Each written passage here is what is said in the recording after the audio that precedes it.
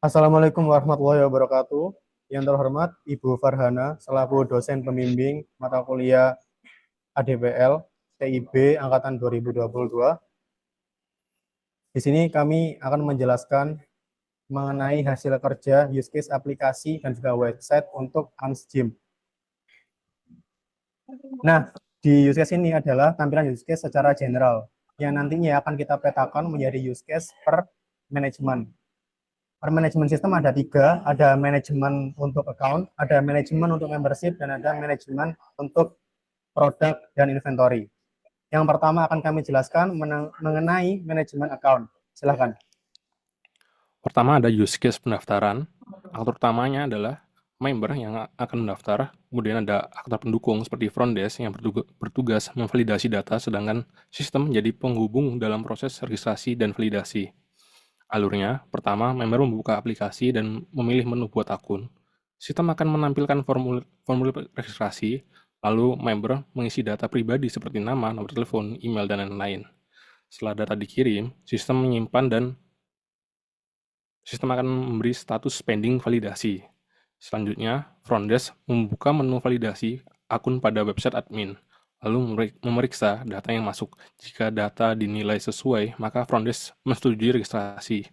Kemudian, sistem mengubah status akun menjadi aktif, membuat ID member unik, dan menginformasikan kepada member melalui notifikasi di aplikasi. Namun ada beberapa kemungkinan alur alternatif. Misalnya, jika nomor HP atau email sudah terdaftar, sistem akan memberi pesan akun sudah ada. Kalau data tidak valid, sistem menyorot data yang salah. Jika front desk menolak pendaftaran, maka status akan menjadi ditolak dan notifikasi dikirim ke member. Selain itu, jika validasi tidak dilakukan selama 24 jam, status tetap jadi pending. Dan jika ada gangguan sistem, maka muncul pesan registrasi gagal. Hasil akhirnya, akun member berhasil dibuat dengan ID unik, sedangkan validasi front desk, status akun menjadi aktif. Member dapat notifikasi dan bisa login menggunakan data yang sudah didaftarkan. Kemudian ada use case login.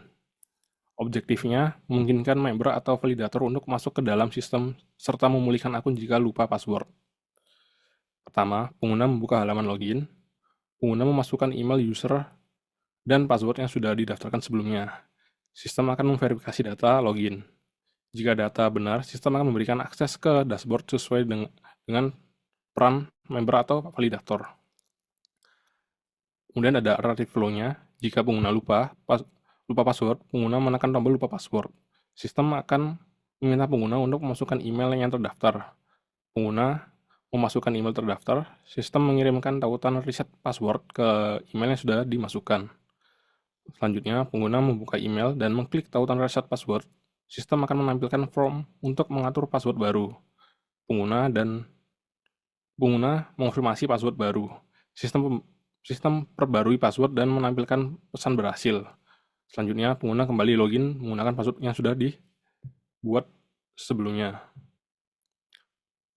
Selanjutnya ada case lupa password. Pak Senok.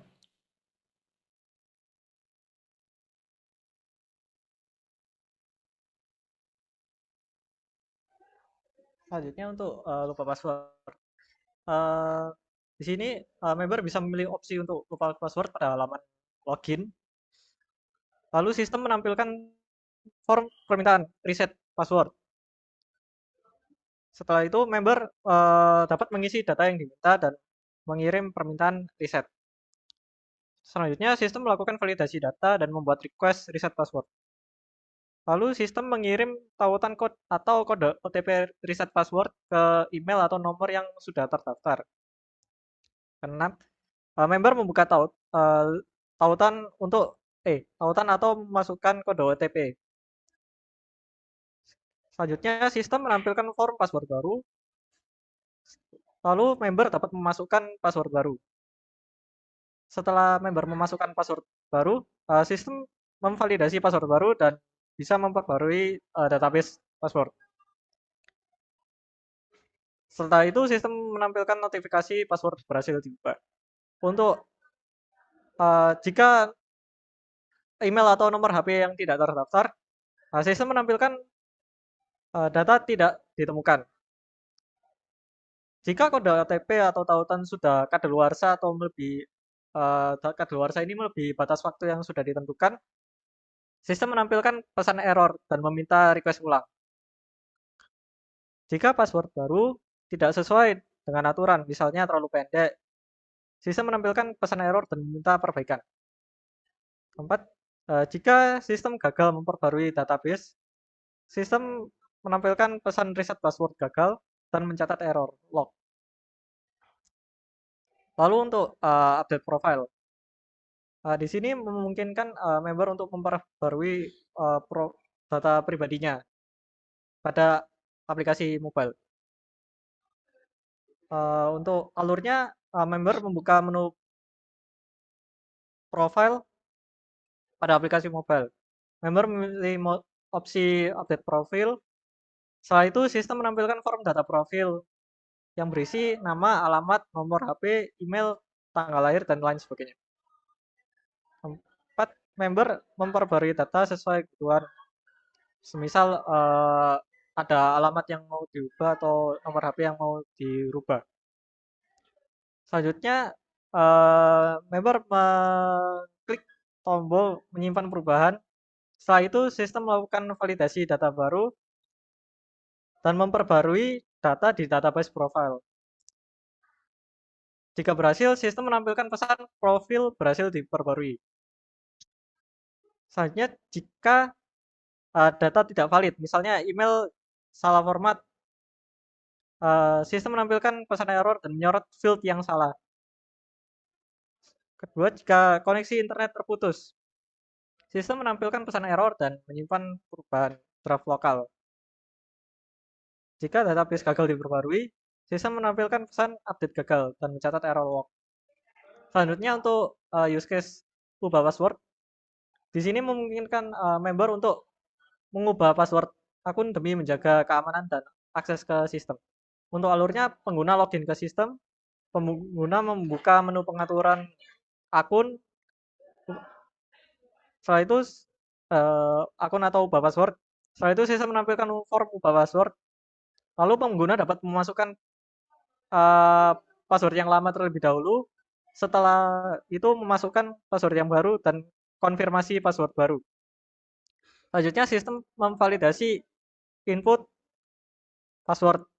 Apakah password itu benar sesuai ketentuan atau tidak.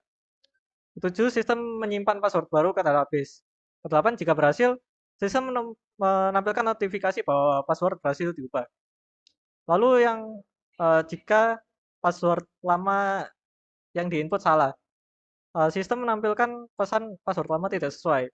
Jika password baru tidak, lalu jika password baru tidak memenuhi aturan, misalnya terlalu pendek, tanpa angka, huruf atau huruf besar, sistem menampilkan pesan error bahwa password baru tidak valid. Jika password baru dan konfirmasi tidak cocok, sistem menampilkan pesan konfirmasi password tidak sesuai. Lalu jika terjadi kesalahan sistem saat penyimpanan, sistem menampilkan pesan gagal memperbarui password, lalu member diarahkan untuk coba lagi.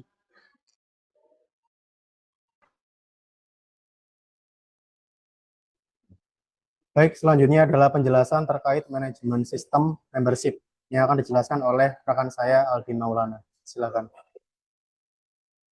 Baik, akan saya mulai. Jadi tujuan dari ini adalah registrasi membership. Pertama, pengguna baru mendaftar sebagai member Ansgym melalui aplikasi mobile atau dengan bantuan front desk. Nah, sekarang mari kita lihat ke dalam flow-nya. Pertama, member membuka aplikasi mobile dan memilih menu pendaftaran. Kemudian member mengisi formulir pendaftaran dengan data pribadi, yaitu nama, email, nomor HP, alamat. Kemudian member memilih jenis membership, yaitu ada regular dan atau spesial. Kemudian setelah itu sistem menampilkan rincian biaya registrasi dan kemudian member mengonfirmasi pendaftaran. Sistem menyimpan data pendaftaran dengan status pending dan menghasilkan invoice untuk pembayaran offline, yang mana bisa dibayar dengan metode QRIS atau cash. Kemudian member datang ke front desk untuk melakukan pembayaran. Nah, setelah itu front desk memverifikasi pembayaran di kasir, apakah QRIS atau cash. Setelah itu mengonfirmasi pembayaran melalui website admin. Sistem mempengaruhi status membership menjadi aktif dan menampilkan notifikasi pendaftaran berhasil di aplikasi mobile. Apabila member butuh bantuan, bisa datang ke front desk atau untuk registrasi. Jika member mengisi format yang salah atau kosong, sistem akan menampilkan pesan error dan semua data wajib diisi. Dan berikutnya adalah perpanjangan membership. Tujuan dari ini adalah memungkinkan member atau validator untuk memperpanjang masa aktif membership agar tetap dapat menggunakan layanan sistem. Jadi prosesnya seperti ini. Pengguna login ke sistem, kemudian pengguna membuka menu perpanjangan membership. Sistem menampilkan informasi membership saat ini, apa statusnya, tanggal bayarnya kapan, opsi paket perpanjangan. Pengguna memilih paket perpanjangan. Pengguna melakukan konfirmasi perpanjangan. Jika diperlukan, pengguna menyelesaikan proses pembayaran. Validator memvalidasi pembayaran, dan kemudian sistem memperbarui status membership dengan masa berlaku yang baru, lalu menampilkan notifikasi bahwa perpanjangan membership berhasil. Jika pengguna membatalkan proses perpanjangan, membership tetap pada status sebelumnya, yaitu tidak diperpanjang. Jika koneksi sistem terputus saat proses berlangsung, sistem menampilkan pesan kegagalan dan menyimpan status terakhir. Dan berikutnya adalah konfirmasi pembayaran. Tujuan dari ini adalah validator memeriksa bukti pembayaran dari member, lalu melakukan konfirmasi agar transaksi dapat dilanjutkan. Kemudian flow-nya seperti ini. Validator memilih menu konfirmasi pembayaran, menampilkan daftar transaksi yang menunggu konfirmasi, dan kemudian validator memilih salah satu transaksi untuk diperiksa, kemudian memverifikasi bukti pembayaran yang diunggah member. Jika valid, validator menyetujui pembayaran dan sistem mengubah status transaksi menjadi terkonfirmasi. Sistem kemudian apabila terkonfirmasi, sistem mengirim notifikasi ke member bahwa pembayaran telah diterima. Namun apabila bukti pembayaran tidak jelas atau tidak valid, validator menolak pembayaran dan sistem mengubah status menjadi ditolak. Sistem mengirim notifikasi ke member untuk mengunggah ulang bukti pembayaran. Berikutnya yaitu cek status membership.